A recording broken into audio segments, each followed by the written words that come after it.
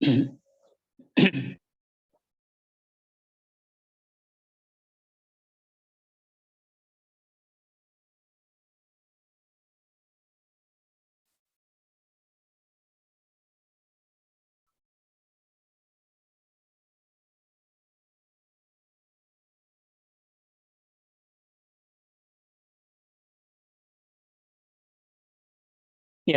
sudah 6 bergabung ya. Tes suara.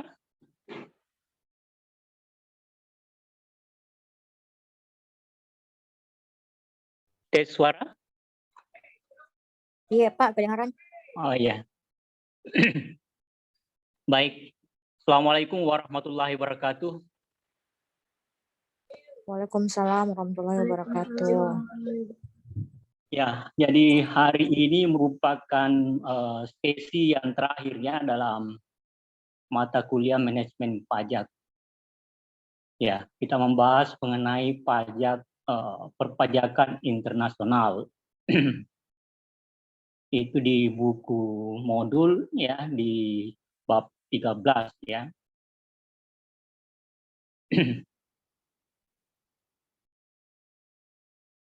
Ya, jadi pokok pembahasan kita ya, tapi mungkin karena waktu ini sudah malam jadi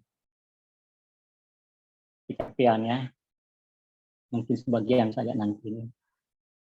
Jadi pokok pembahasan kita adalah perpajakan internasional, kemudian pajak berganda ya, kemudian anti tax avoidance ya, kemudian pengertian dan tujuan penghindaran pajak berganda.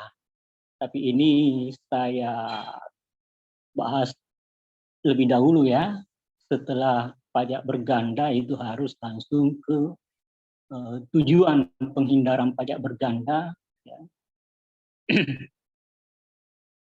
Kemudian ada juga transfer pricing.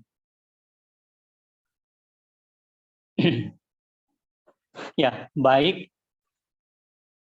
Saya ambil sebagian dari buku ini dan dari referensi yang lain. Ya.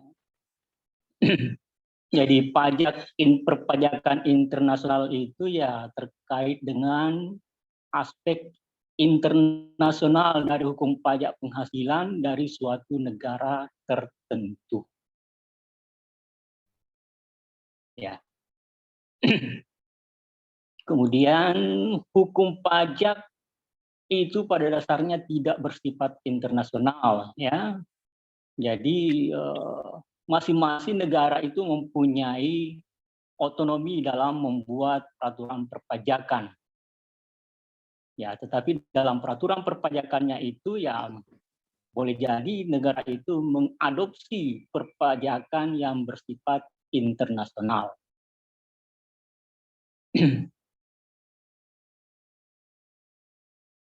Ya, jadi hukum perpajakan internasional itu yang termuat dalam hukum pajak suatu negara itu mengatur dua hal. Yang pertama, mengatur tentang pemajakan atas subjek pajak dalam negeri suatu negara yang menerima penghasilan dari sumber luar negara. Kalau dalam aturan perpajakan ini di mana tempatnya? Aturan perpajakan kita.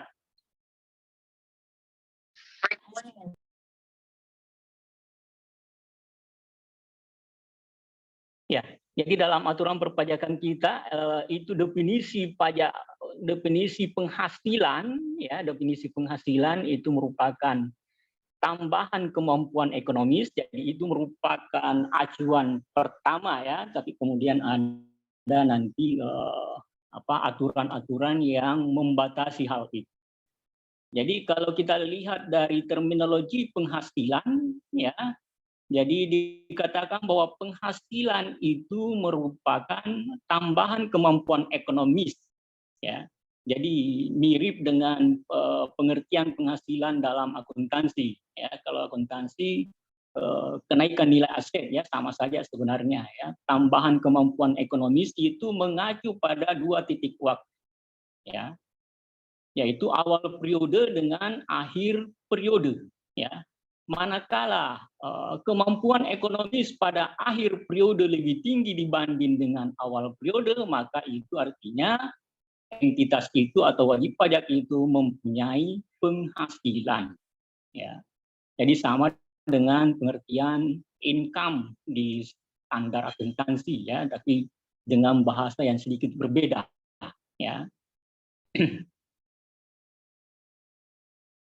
Ya, karena kalau di ini ya tambahan, kalau di sini tambahan kenaikan manfaat ekonomis, ya, kalau di akuntansi itu kenaikan manfaat, ya, manfaat ekonomis itu adalah aset, ya, jadi sama saja dengan kenaikan nilai aset bersih, ya. Ya. Poin pentingnya di sini adalah bahwa tambahan kemampuan ekonomis itu baik diperoleh dari dalam negeri maupun dari luar negeri. Ya. Jadi baik diperoleh dari dalam negeri maupun dari luar negeri. Ya, itu tentu saja itu adalah untuk subjek pajak atau wajib pajak dalam negeri yang dimaksud di situ, ya, tapi ini kan memberikan pengertian terlebih dahulu harus luas. Kalau subjek pajak luar negeri tentu hanya kalau dia memperoleh penghasilan dari Indonesia. Tetapi definisi itu harus luas, ya. Jadi penghasilan, ya, itu baik diperoleh dari Indonesia maupun dari luar Indonesia. Ya. Nanti itu menimbulkan pajak berganda, ya, pajak berganda. Jadi mengatur tentang pemajakan atas subjek pajak atau wajib pajak dalam negeri, ya, suatu negara yang menerima penghasilan dari luar negeri, ya. Jadi wajib pajak A misalnya, wajib pajak dalam negeri, subjek pajak dalam negeri itu mempunyai penghasilan di Singapura, ya. Yang diatur dalam perpajakan internasional, ya. Kemudian yang kedua mengatur mengenai pemajakan subjek pajak luar negeri yang menerima penghasilan di dalam negeri, ya. Jadi wajib pajak di Singapura itu bagaimana kalau dia mempunyai penghasilan di Indonesia. Jadi ini gambarannya, ya. Jadi ada wajib pajak luar negeri, ya, yang mempunyai penghasilan di negara yang berbeda. Kemudian ada wajib pajak dalam negeri, ya, yang mempunyai juga penghasilan di luar negeri.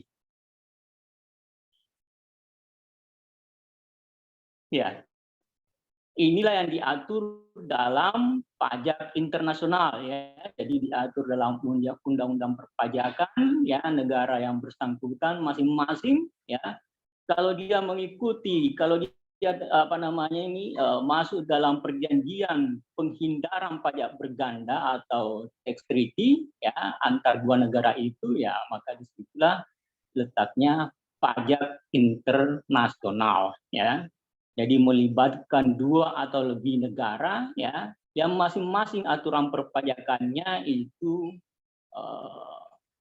ya mengadopsi, ya, ketentuan yang bersifat penghindaran pajak berganda. Ya, kalau pengaturan mengenai wajib pajak dalam negeri yang mempunyai penghasilan di luar negeri itu diatur di mana? Di Undang-Undang Perpajakan kita. Jadi wajib pajak dalam negeri yang mempunyai penghasilan di luar negeri. Di mana letak adopsi aturan perpajakan kita, ya, adopsi terhadap tax treaty, ya, yaitu penghindaran perjanjian penghindaran pajak berganda.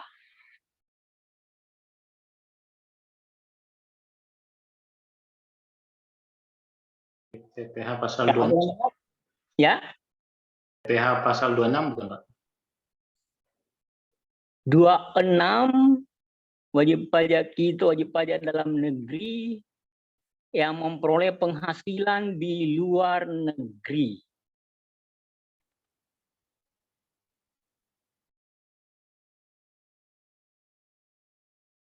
Ya, kalau 26 itu mengatur mengenai wajib pajak luar negeri, ya, yang memperoleh penghasilan di dalam negeri, ya. Jadi wajib pajak luar negeri yang memperoleh penghasilan di dalam negeri itu diatur di PPh pasal 26. Tapi bagaimana dengan wajib pajak dalam negeri yang mempunyai penghasilan di luar negeri? Ya. Jadi aturan pertamanya itu dikatakan bahwa, jadi aturan perpajakan kita itu mengatur bahwa penghasilan itu baik diperoleh dari Indonesia maupun dari luar Indonesia, ya. Tapi kemudian ada pasal yang mengadopsi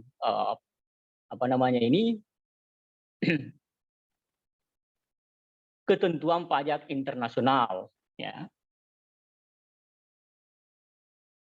Jadi ini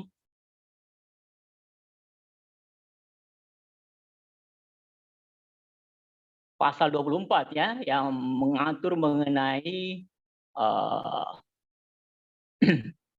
wajib pajak dalam negeri, ya, yang memperoleh penghasilan di luar negeri, ya.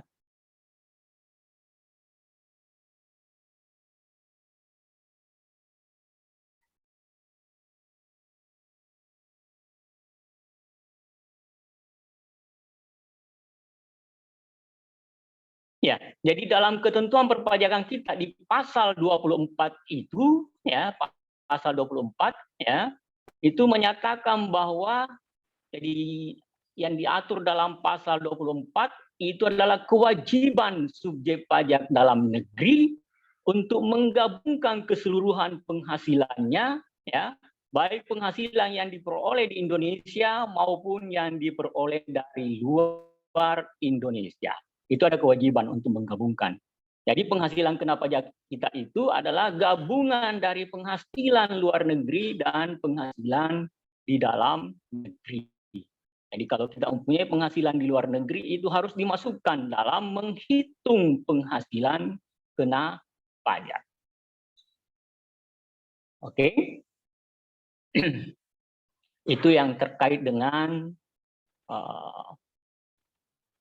kemudian apalagi yang diatur dalam pasal 24.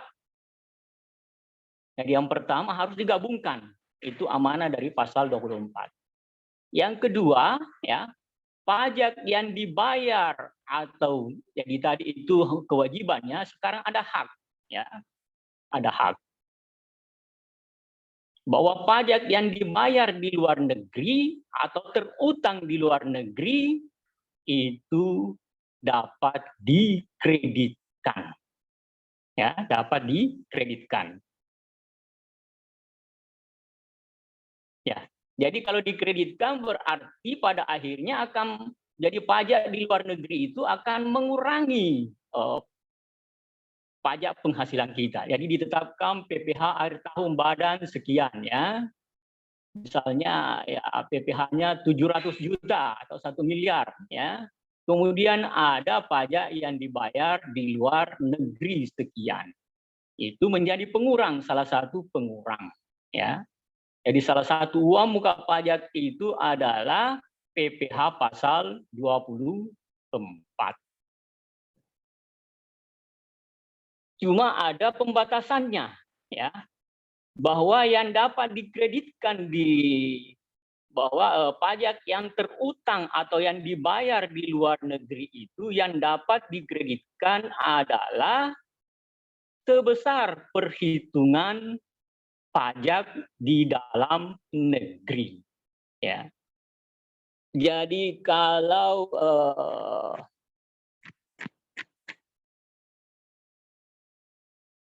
perhitungan pajak di luar negeri itu lebih besar dibanding dengan perhitungan di dalam negeri, maka maksimum yang dapat dikreditkan adalah sebesar yang menurut peraturan perpajakan di dalam negeri. Tidak boleh melampaui pengurangan pajak penghasilan kita atau pengkreditan pajak yang telah dibayar atau terutang di luar negeri yang melampaui perhitungan pajak kita. Ya. Jadi taruhlah misalnya ya pajak kita 25%, ya 25% perhitungan pajak kita. Ya. Kemudian di luar negeri dikenakan pajak 30%, maka tidak semua yang dibayar atau yang terutang di luar negeri itu dapat dikreditkan. Tidak semua. Itu ketentuan perpajakan kita, ya. Jadi pada dasarnya ketentuan perpajakan kita itu sudah mengadopsi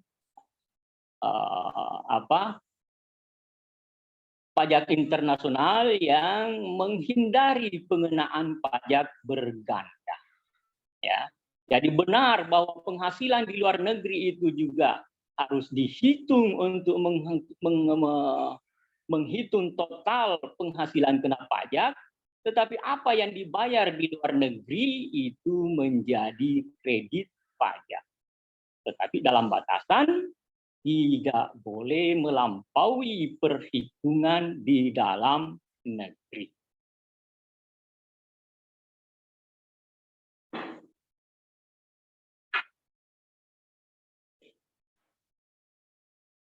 Ya, ini jadi ada dua keterkaitan atau koneksi yang tertuang dalam ketentuan perpajakan, ya. Yang pertama adalah personal connection, ya, atau resident connection, ya. Jadi keterkaitan antara negara dengan subjek pajaknya, ya. Jadi di sini dikatakan bahwa hak pemajakan suatu negara berdasarkan status subjek pajaknya.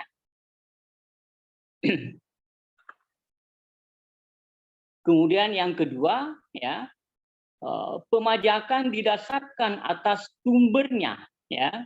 Jadi melihat keterkaitan antara negara dengan letak objek pajaknya. Jadi di sini dikatakan bahwa hak pemajakan suatu negara didasarkan atas keberadaan aktivitas ekonominya. Ya, jadi kalau ini berarti kalau ada subjek pajak dalam negeri yang memperoleh penghasilan di luar negeri, kalau berdasarkan yang B ini, ya, maka negara kita sebenarnya tidak boleh mengenakan pajak, ya. Jadi itu ya, jadi kalau dari sumbernya, ya, jadi hak pemajakan suatu negara berdasarkan keberadaan aktivitas ekonomi. Ya, jadi kalau aktivitas ekonominya sehingga dia memperoleh penghasilan ada di Singapura, ya, maka Singapura lah sebenarnya yang berhak untuk memajakinya. Jadi ini ada dua kategori, ya, jadi pemajakan.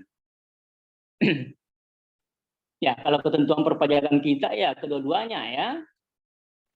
Kedua-duanya. Karena pengertian penghasilan tadi itu yang merupakan objek pajak. Jadi objek pajak itu adalah penghasilan. Apa itu penghasilan? Ya, tambahan kemampuan ekonomis, ya. Baik yang diperoleh dari Indonesia maupun dari luar Indonesia. Ya, baik untuk dikonsumsi ataupun untuk menghasilkan kembali. Ya, jadi ada dua tipe pemajakan, ya, dikaitkan dengan di mana wajib pajak itu berada, ya. Jadi kalau wajib pajak itu berada di Indonesia, ya, maka negara Indonesia lah yang berhak melakukan pemajakan, ya. Ya, ini dibedakan atas dua tipe, ya, seperti yang tadi ini, ya.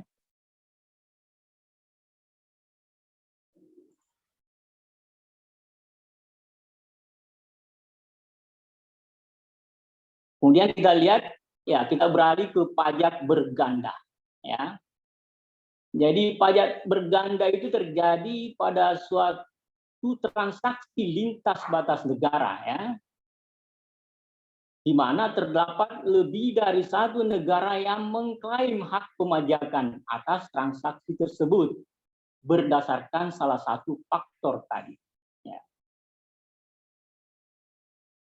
Jadi kalau misalnya ya tadi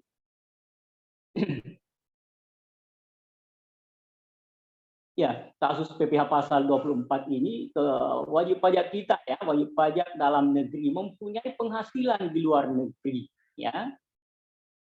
Ya, dari sisi negara tempat memperoleh penghasilan itu atau sumber penghasilan itu ya merasa bahwa dialah yang mempunyai hak pemajakan ya. Kemudian dari sisi negara di mana wajib pajak itu berada, berdomisili ya, dia juga mengatakan saya berhak untuk memajak. Kalau masing-masing dua negara itu merasa berhak dan melakukan pemajakan, maka itulah terjadi pajak berganda. Seperti halnya kalau misalnya PPh 26 ya. Kita di sini kalau ada subjek pajak luar negeri yang memperoleh penghasilan di dalam negeri ya, itu kita pajaki ya. Itu kita pajaki, itu diatur dalam PPh pasal 26 ya. Jadi PPh pasal 26 itu seperti penghasilan dalam PPh pasal 23 dan PPh pasal 21 tetapi dengan subjek pajak luar negeri. Kalau di luar negeri juga di tempatnya berdomisili itu juga dikenakan pajak, maka terjadilah pajak berganda. Ya. Maka terjadi pajak berganda kalau tuan X di luar negeri itu yang memperoleh penghasilan di Indonesia kita pajaki, kemudian di negaranya juga dihitung sebagai penghasilan, maka terjadilah pajak berganda. Ya. Jadi pajak berganda timbul seperti itu.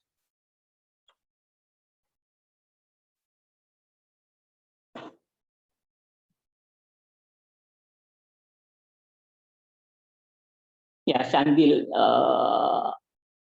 pengertian pajak berganda secara yuridis dari referensi lain ya, karena di buku kita itu bahasanya bahasa terjemahan agak sulit dipahami ya. Jadi pajak berganda itu mencakup dua kategori ya. Ada pajak berganda secara yuridis dan ada pajak berganda secara ekonomis ya. Ya, pajak berganda secara yuridis itu adalah pajak berganda yang berasal dari penghasilan yang sama, ya, penghasilan yang sama yang dikenakan pajak oleh lebih dari satu negara, ya. Jadi subjek pajak, jadi di ini pajak penghasilan, ya. Jadi penghasilan yang dikenakan pajak ya di lebih dari satu negara ya dari orang yang sama ya, penghasilan yang sama pada pajak yang sama ya. Ya. Jadi orangnya sama dikenakan pajak oleh lebih dari satu negara. Sedangkan pajak berganda secara ekonomis itu penghasilan yang sama ya, jadi penghasilan yang sama dikenakan pajak lebih dari satu kali pada dua atau lebih dari satu kali ya, beberapa negara mengenakan pajak ya lebih dari satu kali ya, tetapi subjek pajaknya memang berbeda ya. Jadi yang membedakan di sini adalah subjek pajaknya itu berbeda, ya, tapi dari penghasilan yang sama. Sedangkan yang pajak berganda yuridis penghasilannya yang sama, tetapi dengan orang atau subjek pajak yang sama pula.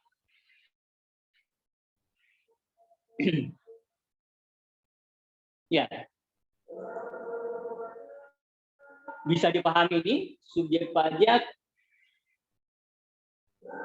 Jadi penghasilannya sama ya, dikenakan pajak yang sama oleh lebih dari satu negara ya, untuk orang yang sama ya.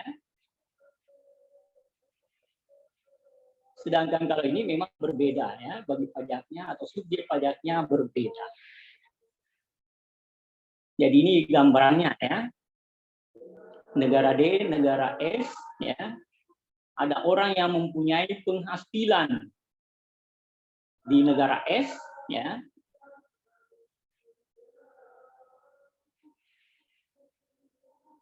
Ya. Jadi wajib pajak A ini mempunyai penghasilan dari negara S ya. Nah, orang ini dipajaki di negara D dan di negara S ya.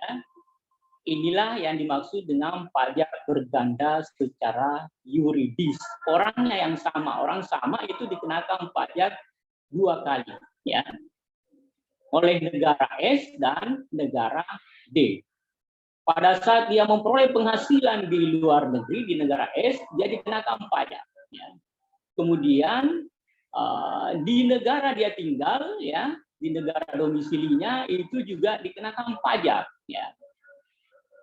Inilah yang namanya pajak berganda secara yuridis.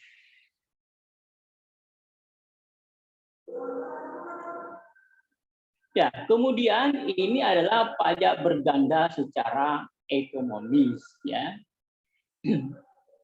Jadi pada dasarnya penghasilan itu sama ya, tapi dikenakan pajak 2 kali, tetapi lain subjek pajaknya ya, lain subjek pajak.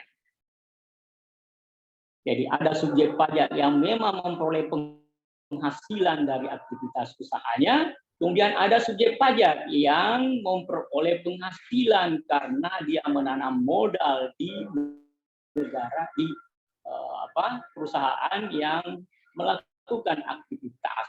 Ya. Jadi di sini dia diberikan, ya kalau semua labanya itu ya semestinya semua laba itu kan nantinya beralih ke pemegang saham ya, dialihkan ke saham. Meskipun tidak secara keseluruhan ya. Jadi di sini dua pihak ya, dua pihak yang dikenakan pajak ya, dua pihak yang berbeda yang dikenakan pajak, tetapi pada dasarnya itu berasal dari penghasilan yang sama, yaitu penghasilan yang dihasilkan oleh yang mempunyai aktivitas ekonomi ini ya. Jadi ini adalah pajak di tingkat subjek pajak badan. Kemudian pajak di tingkat subjek pajak orang pribadi, tapi bukan cuma orang pribadi ya, bisa juga padan di sini kalau dia menanamkan modal di sini ya. Nah, yang pasti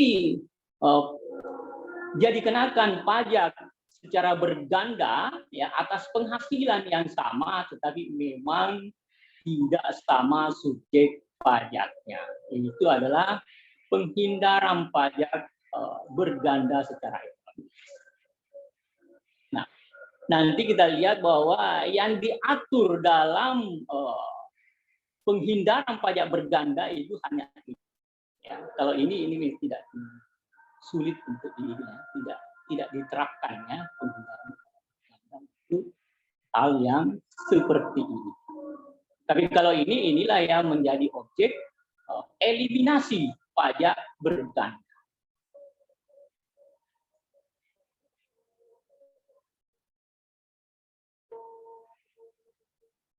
Jadi ini yang jadi pajak berganda secara yuridis itu yang menjadi objek dalam mengeliminasi pajak berganda.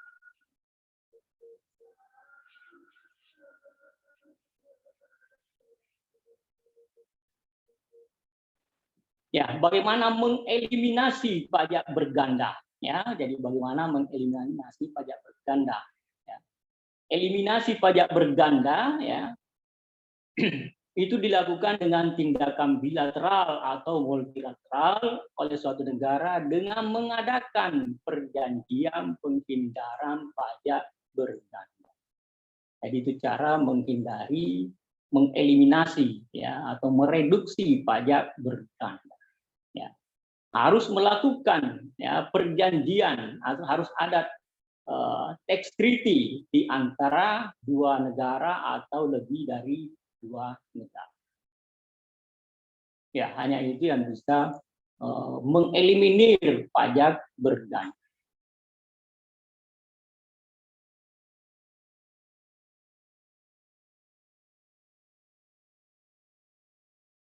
Ya, jadi tujuan diadakannya P3B ini ya tax treaty ini sebagai upaya penghindaran pajak berganda, dan ini tentu saja hanya pajak berganda secara yuridis tadi ya. Jadi P3B atau tax treaty ini sebenarnya hanya bertujuan untuk menghilangkan dampak pajak berganda secara yuridis ya. Jadi bukan yang pajak berganda secara ekonomis.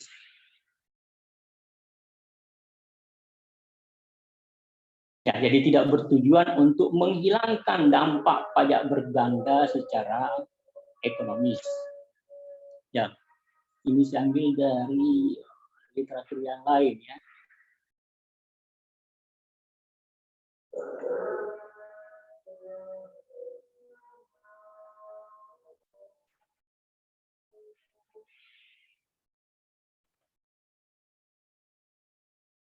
Ya, kemudian bagaimana cara kerja tax treaty mengeliminasi pajak berganda.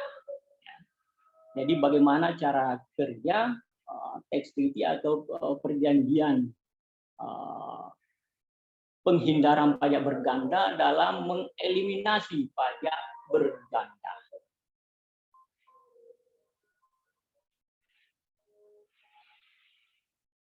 Ya, langkah pertama adalah tax treaty harus mengatur hak pemajakan menurut jenis penghasilan kepada negara-negara yang mengadakan tax treaty.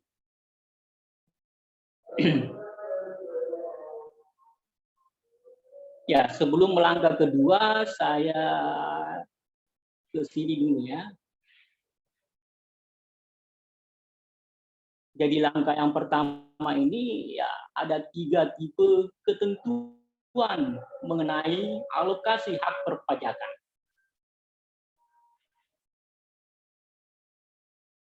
Ya, alokasi hak pemajakan secara eksklusif hanya kepada satu negara. Ya. Jadi tadi itu ditentukan bahwa hanya satu negara yang bisa melakukan pemajakan. Ya. Kalau ini yang diatur, maka tentu di sini tidak ada pajak berganda, sebab hanya satu negara yang dapat memajaki suatu penghasilan. Jadi ini pengaturan yang tipe pertama. Ya. Jadi ditetapkan dalam tax treaty itu bahwa hanya satu negara, ya, bisa negara sumber penghasilan, hanya negara sumber, ataukah negara domisili, ya, negara domisili.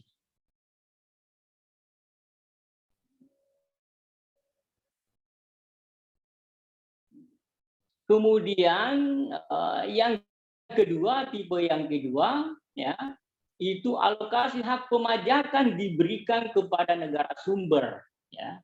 Ini apa namanya ini? Kalau mementingkan negara sumber itu memakai UN model, ya, UN model. Sedangkan kalau lebih mementingkan negara domisili itu dia menggunakan apa? Singkatan apa itu, OECD ya? Ya, jadi model OECD itu lebih mementingkan negara domisili dalam peraturan perpajakannya. Jadi alokasi hak pemajakan diberikan kepada negara sumber, ya, dan negara domisili. Jadi kedua-duanya dengan ketentuan negara sumber mendapatkan pemajakan yang pertama dan negara domisili mendapatkan hak pemajakan yang tersisa, ya. Jadi ini yang kita anut, ya. Jadi ini yang kita anut, ya. Jadi kalau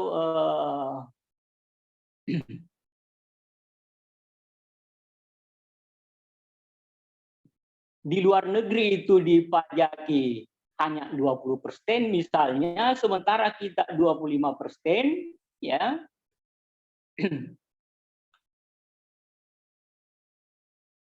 Ya, maka kita masih bisa memajaki, ya, masih kita bisa memajaki. Jadi tentu saja maksimum yang dapat diberikan itu adalah sebesar yang benar-benar dibayar di luar negeri. Kalau yang dibayar di luar negeri itu lebih kecil, tentu saja kita masih mempunyai hak pemajakan, ya. Jadi kita masih mempunyai hak pemajakan. Ya. Jadi kalau di Singapura hanya mengenakan misalnya 20%, sementara kita 25%, ya, tentu saja pada saat penggabungan, ya, pada saat penggabungan itu dikenakan pajak 25%. Sementara yang dia bisa kreditkan hanya sebesar 20%. Jadi masih ada penghasilan di luar negeri yang diperoleh subjek pajak dalam negeri itu yang menjadi objek pemajakan di dalam negeri, ya. Jadi itu yang tersisa, ya, itu yang tersisa.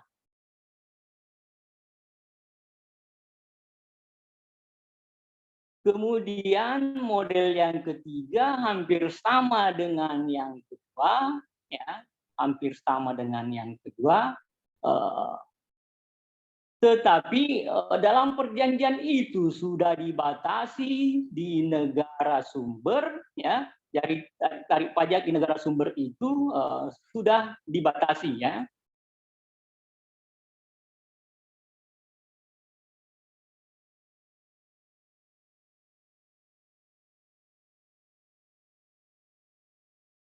Oh, kenapa beralih?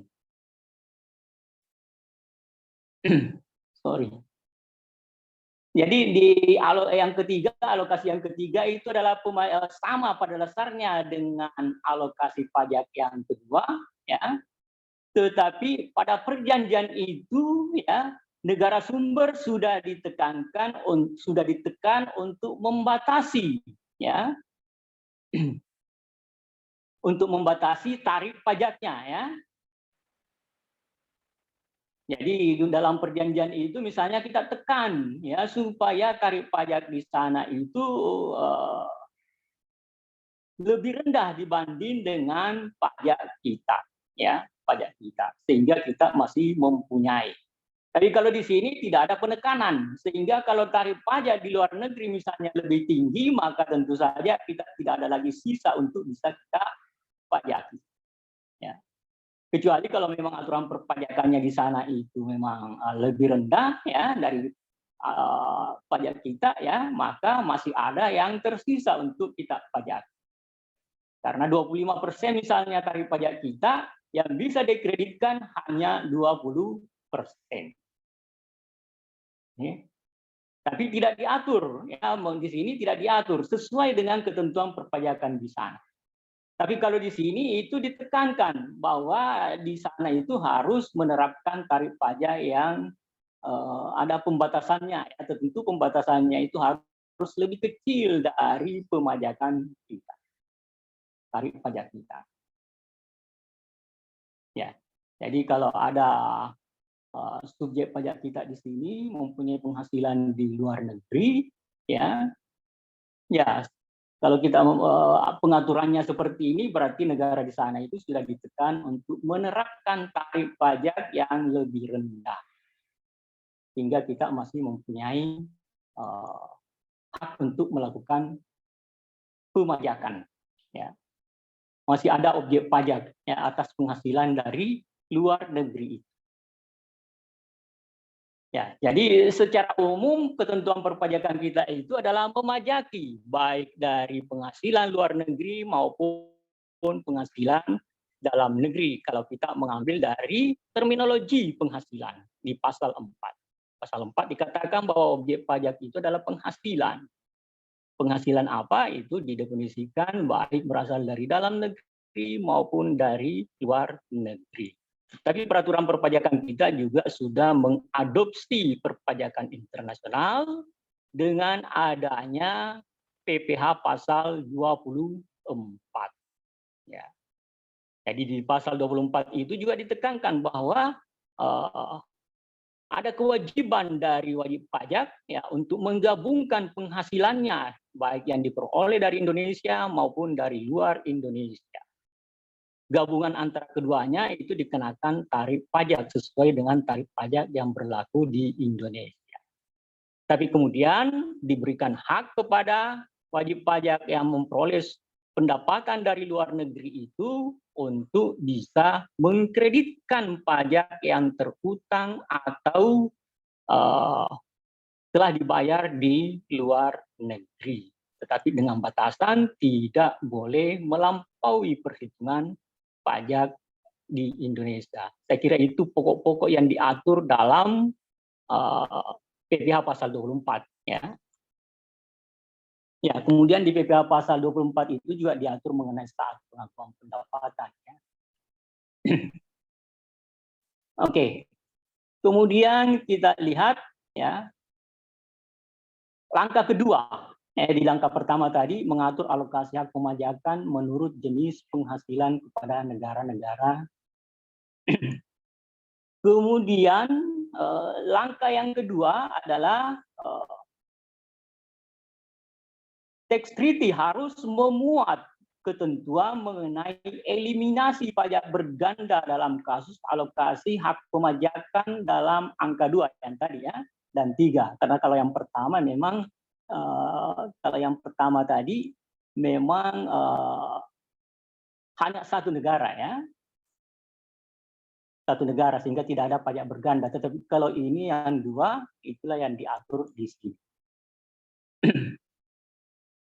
Harus memuat ketentuan mengenai eliminasi pajak berganda dalam kasus alokasi hak pemajakan dalam rangkaian 2 dan 3 tadi itu, yaitu dengan mewajibkan negara domisili untuk mengeliminasi pajak yang telah diklaim oleh negara sumber, ya, melalui metode eliminasi pajak berganda, ya, melalui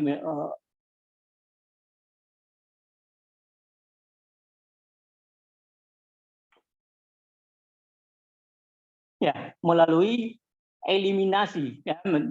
Sebenarnya ada 2 metode ya. Jadi kalau eliminasi berarti memang kita tidak lagi memajaki apa yang sudah dipajaki di luar negeri ya. Ada metode eliminasi dan ada metode kredit pajak. Itu yang kita pakai, kredit pajak ya. Jadi kita tidak mengeliminasi, kita tidak mengatakan bahwa penghasilan yang diperoleh di luar negeri itu tidak lagi menjadi subjek pajak di dalam negeri, menjadi objek pajak di dalam negeri. Aturan perpajakan kita tidak mengatakan seperti itu. Tetapi dia mengatakan bahwa penghasilan dari luar negeri harus digabungkan, ya. Harus digabungkan, tetapi pajak yang dibayar atau terhutang di luar negeri itu dapat dikreditkan. Jadi ada metode eliminasi dan ada metode, di sini tidak termuatnya. Jadi ada 2 metode sebenarnya ya, ada metode eliminasi dan metode pengkreditan pajak ya, pengkreditan pajak. Ya, kita menganut pengkreditan pajak ya. Jadi kalau menempuh langkah 2 dan 3 ya, maka harus ditetapkan ya mengeliminasi pemajakan dari negara domisili. Ya, ada 2 caranya, yaitu melalui suatu metode eliminasi pajak berganda ya, dan metode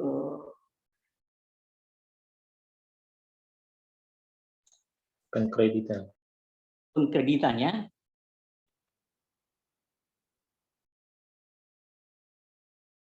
Ya, ini yang kita anut. Terlihat penambahan. Ya, itu yang kita anut.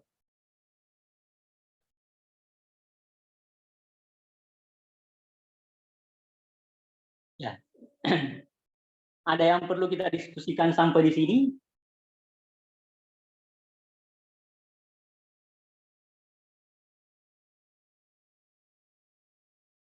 Oke, lanjut karena sudah capek ya seharian beraktivitas.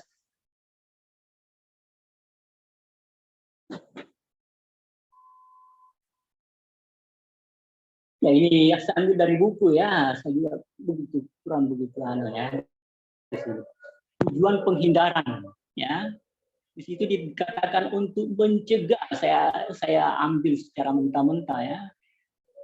Sesuatu yang tidak mempunyai harapan keputusasaan dari pajak berganda ya.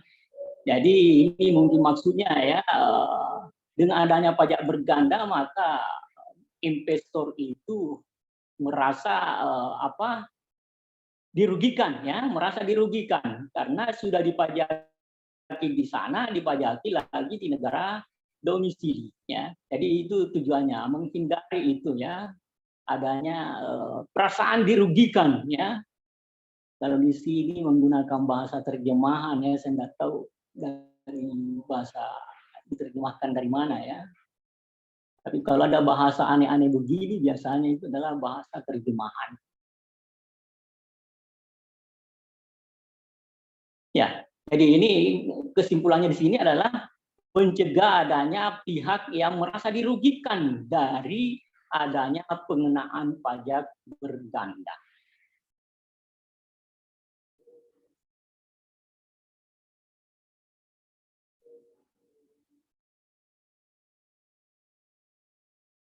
Ya, kemudian ini bahasa aslinya menyediakan kepastian kepada rezim pajak ya yang melakukan pengaturan pajak ya. Yang dihadapi oleh para investor, pengusaha juga menghindari keputusasaan perdagangan dan investasi internasional. Ini bahasa terjemahan. Ya, jadi setiap aturan perpajakan memang harus ada kepastian hukum. Jadi harus ada aturan yang jelas ya, yang mencegah terjadinya pengenaan pajak yang berganda. Seperti kita tadi itu ada pasal 24 ya, itu sudah ada aturan yang jelas ya, sehingga wajib pajak tentu akan merasa tidak dirugikan ya.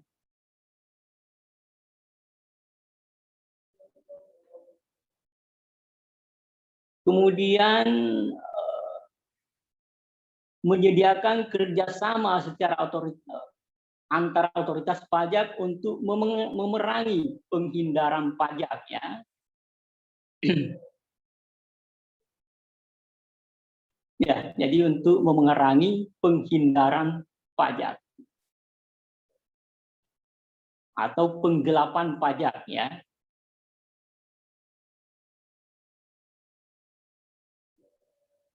Ya, jadi jangan sampai ada negara yang tidak mengenakan pajak misalnya supaya dia berinvestasi di situ ya, sehingga bisa nanti kalau ada usaha yang ini mempunyai hubungan istimewa, dia bisa akan melakukan transfer pricing di situ ya. Kemudian menyediakan pertukaran informasi ya dengan pandangan untuk memerangi penghindaran pajak ya, tax avoidance ya, dan penggelapan pajak ya. Penghindaran pajak itu masih abu-abu ya. Ada yang sifatnya legal ya, meskipun dalam definisinya itu legal ya, tetapi ada ruang-ruang tertentu dia tidak legal ya. Dan sudah masuk dalam penggelapan pajak ya. Itu kalau kita lihat di buku itu ya, pada dasarnya itu definisi asli dari penghindaran pajak itu adalah legal ya.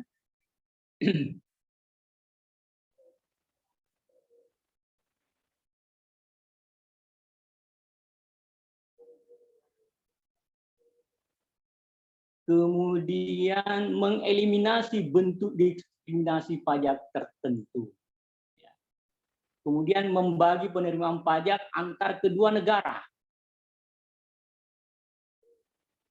Ya, kalau tadi apa namanya ini ada tadi itu yang ketentuan, ya, ini ya. Jadi ada alokasi kepada negara domisili dan ada alokasi kepada negara sumber, ya.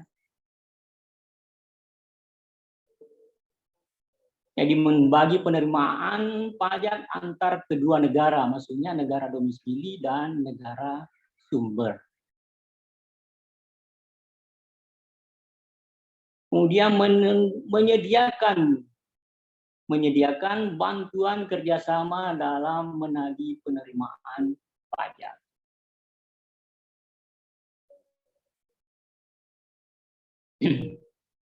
Kemudian membentuk hubungan fiskal secara otomatis yang berwenang dari dua negara itu. Ya. Jadi ini yang ada di buku ya.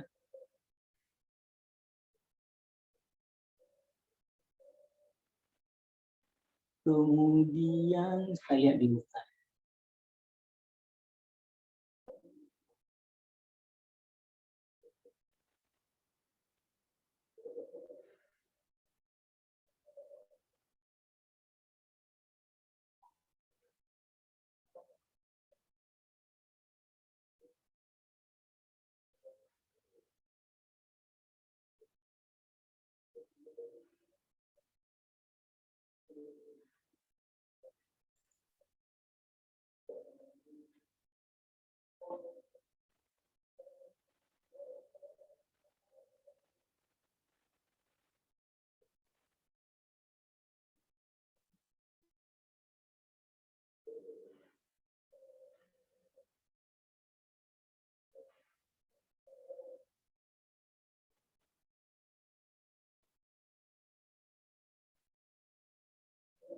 Ya, baru sampai di situ tadi yang saya.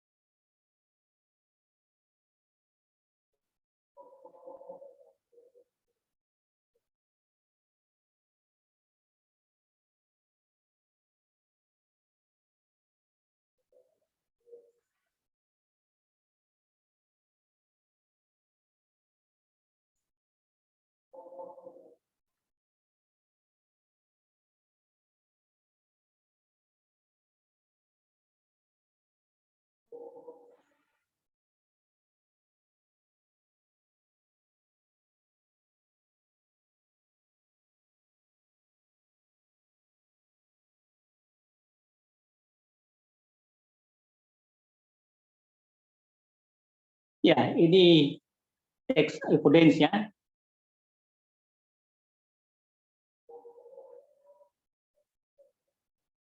Ya, jadi kalau dilihat dari definisinya ya teks evidence itu sebenarnya itu adalah praktek yang legal ya. Praktek yang legal. Jadi dikatakan bahwa tax evidence itu merupakan transaksi atau pengaturan yang dilakukan oleh wajib pajak ya untuk mengeliminasi ya, untuk mengeliminir jumlah pajak terutang secara sah ya, jadi secara sah. Itu definisi yang ada ya.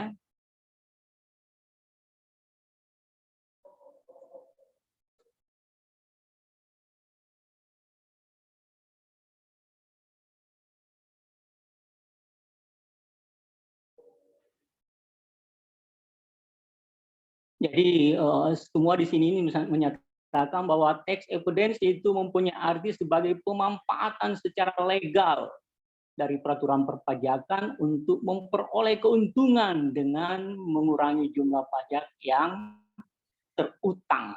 Ya. Tapi di buku ini juga dibedakan antara tax avoidance dengan tax planning ya. Kalau tax evasion itu memang merupakan penggelapan pajak ya. Termasuk dalam pengertian penggelapan pajak itu kalau disalahkandangkan ya, seharusnya itu biaya ini tetapi dimasukkan sebagai biaya ini supaya bisa menjadi pengurang. Itu pada dasarnya itu merupakan penggelapan. Ya, di sini dikatakan bahwa tax avoidance itu ya legal ya, legal. Kemudian, tetapi di sini dari sudut pandang pemerintah itu menolak ya, menolak. Kalau jadi di sini pada dasarnya kalau demikian ada yang sifatnya legal dan ada yang sifatnya tidak legal ya. Penghindaran pajak itu dari pemanfaatan transfer pricing, yaitu pengenaan harga yang tidak wajar di antara entitas yang mempunyai mempunyai hubungan istimewa ya, itu adalah penghindaran pajak yang dianggap tidak legal ya, tidak legal ya, pada dasarnya itu ya. Jadi kalau tax planning ya itu memang seluruh yang sifatnya ilegal itu tereliminir di situ. Jadi tax planning itu hanya memanfaatkan celah ya dari opsi fiskal. Jadi dari opsi fiskal yang masih tersisa itu dipilih yang paling menghemat pajaknya sepanjang itu masih tersedia opsi fiskal ya. Tetapi dalam peraturan perpajakan kita itu sudah semakin dipersempit opsi fiskal itu ya, sudah semakin dipersempit. Ya, masih ada ruang ya, tentu masih ada, tapi sudah dipersempit ya. Oleh karenanya dalam tax planning itu ya, kalau tidak ada lagi opsi ya tentu harus menerapkan peraturan perpajakan yang sesuai dengan ketentuan perpajakan sehingga kita tidak perlu melakukan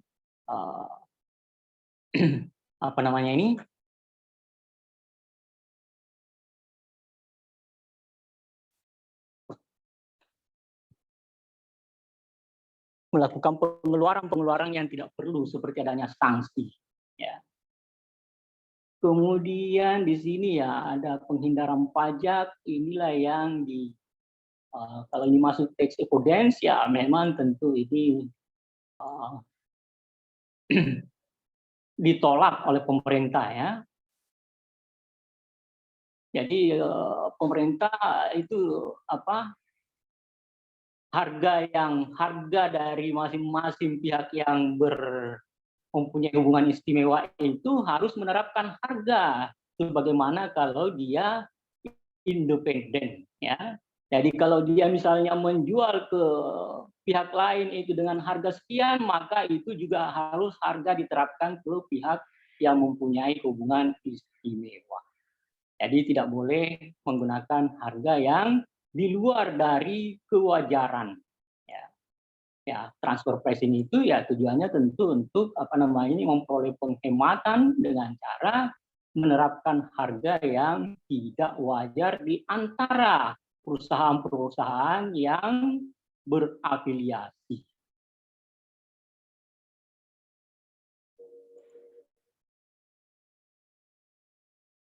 Tin capitalization ya. Jadi kalau tin capitalization ini ada yang tahu?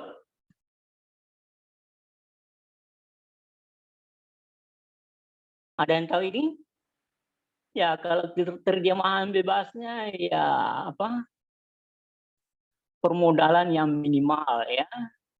Jadi dia menggunakan banyak utang ya. Jadi dia banyak menggunakan utang. Jadi memperkecil modalnya ya, memperkecil modalnya ya. Kalau Anda belajar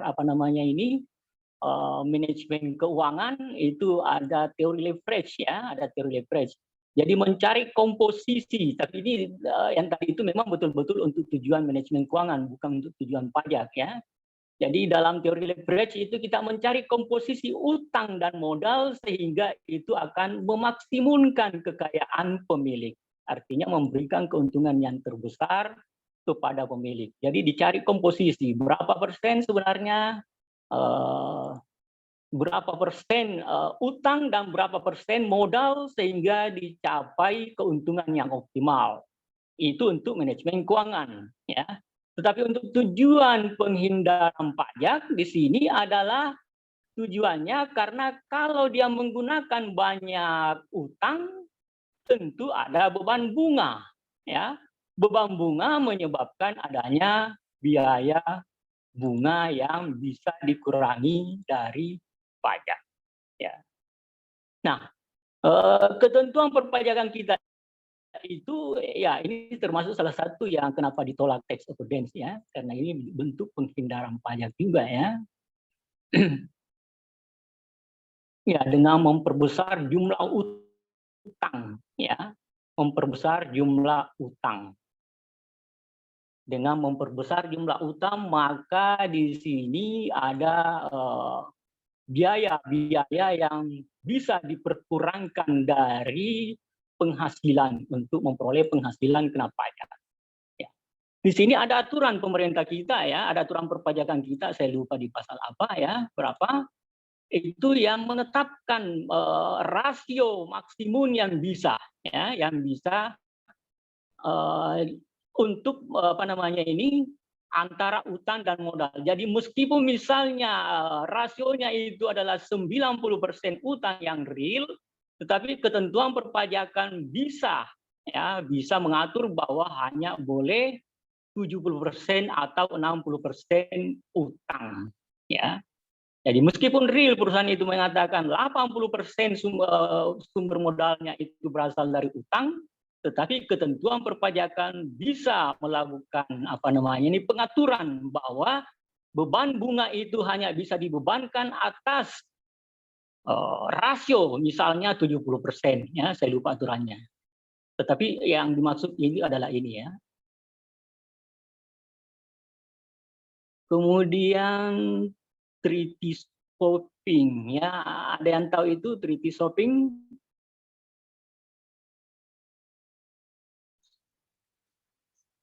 Treaty swapping itu adalah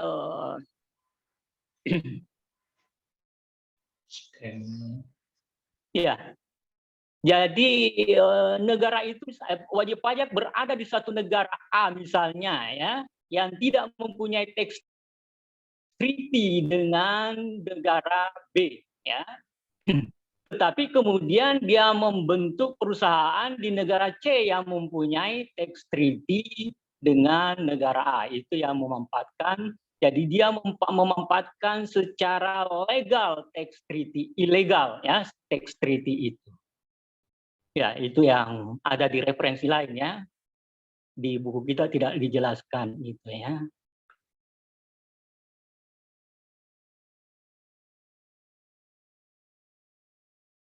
Ya, jadi di apa namanya ini ketentuan perpajakan kita itu ada di Per 61 ya.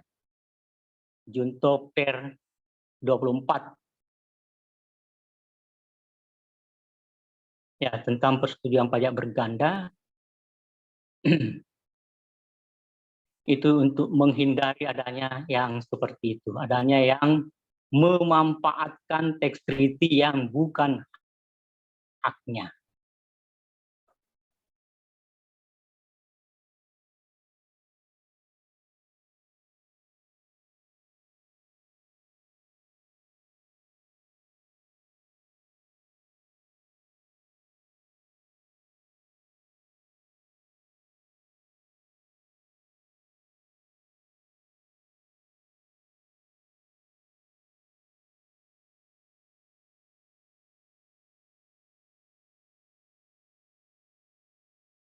Oke, untuk selanjutnya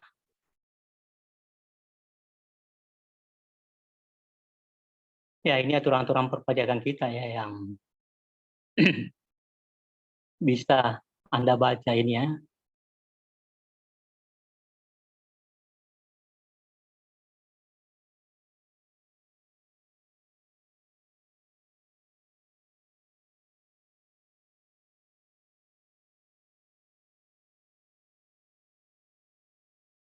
Oke, itu materi yang sempat saya sampaikan ya karena kecapeannya. Jadi untuk materi pajak internasional yang saya sampaikan hanya itu, selebihnya bisa dibaca di buku modul kita ya.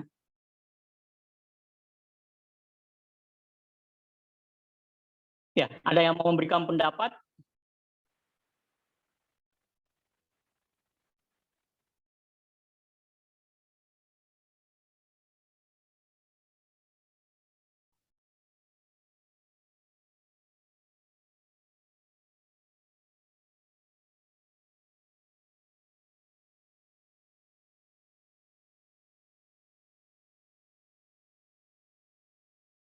Oke, kalau tidak ada kita akan ketemu besok ya. Kita adakan evaluasi ya, evaluasi. Jadi memang menurut jadwal itu besok itu kita adakan ujian akhir semester ya. Saya mau bertanya, Pak. Ya, silakan. Kalau boleh tahu bentuk soalnya itu kayak bagaimana, Pak? Esai atau pilihan ganda? Belum sempat saya bikin pilihan ganda. Sebenarnya di yang lain saya bikin pilihan ganda. Tapi kalau sempat besok masih ada waktu saya bikin pilihan ganda, tapi mungkin esai. Kemungkinan besar esai. Ya, karena mungkin juga sudah kurang waktu saya karena saya terdesak oleh jadwal pemeriksaan yang harus menyetor nilai sekian ya. Ya, jadi kemungkinan iya kalau esai gampang buat soalnya tetapi sulit memeriksanya. Tapi karena hanya sedikit jumlah mahasiswanya ya bisa lah ya. Jadi dalam bentuk esai saja. Paling berkisar ya pertanyaan-pertanyaan mengenai text planning atas masing-masing itu.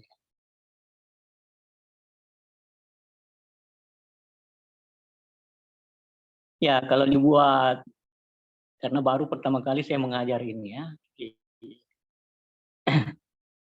Manajemen pajak ada di perpajakan tetapi hanya 1 kali pertemuan ya. Ada di perpajakan 2. Tapi itu hanya 1 kali pertemuan terikhtisar ya.